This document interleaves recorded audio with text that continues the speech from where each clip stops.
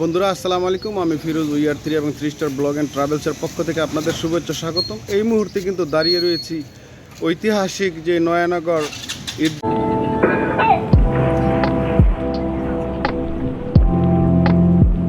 ঈদগাহ ময়দানটি রয়েছে ঠিক সেখানেই। আপনারা দেখতে পাচ্ছেন ঈদগাহর যে মাঠটি রয়েছে কত সুন্দর করে সুসজ্জিতভাবে সাজানো হয়েছে।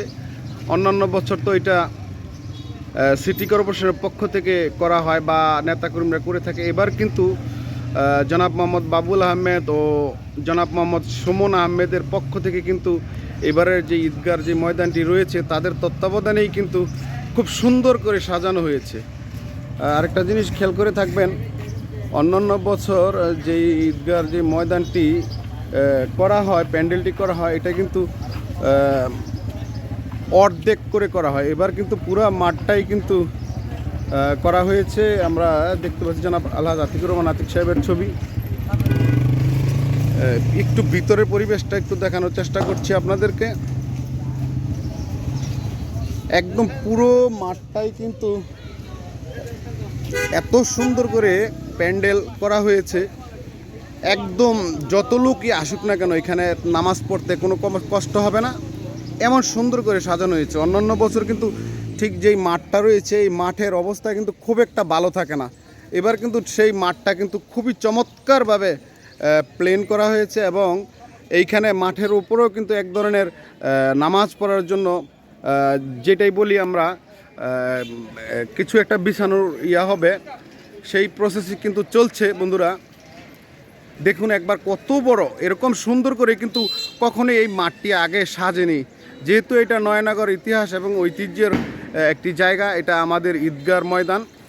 এখানকার মানুষ সবাই মিলে একত্রিত হয়ে একসাথে কিন্তু পবিত্র ঈদের যে নামাজটি হয়ে থাকে একসাথে পড়ে।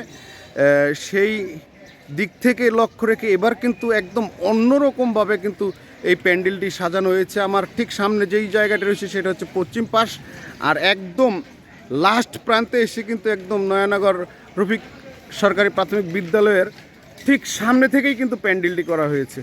আর এইদিকে গেটটাকেও খুব সুন্দরভাবে সাজানো হচ্ছে। এই হচ্ছে আমাদের এই মুহূর্তে নয়ানগর ঈদগাহ মাঠের যেই সর্বশেষ পরিস্থিতি। নিশ্চয়ই আশা করি কালকে আকাশ ভালো থাকবে, একত্রে সবাই মিলেমিশে এই পবিত্র ঈদের নামাজ এখানে আদায় করবে ইনশাল্লাহ এখানকার সকল মানুষ। আমরা একটু ওই দিক থেকে দেখতে পাচ্ছি এই যে গেটটি রয়েছে, এই গেটটি ছাড়াও কিন্তু ঠিক অপর প্রান্তে আরেকটি গেট রয়েছে। ওই দিকেও খুব সম্ভবত একটি গেটের কাজ চলছে।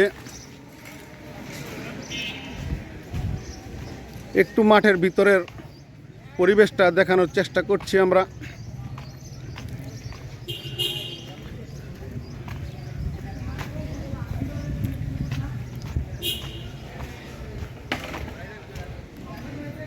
খুবই সুন্দরভাবে কিন্তু মাঠটি এবার সাজানো হয়েছে। ধন্যবাদ, ভালো থাকবেন, আসসালামু আলাইকুম।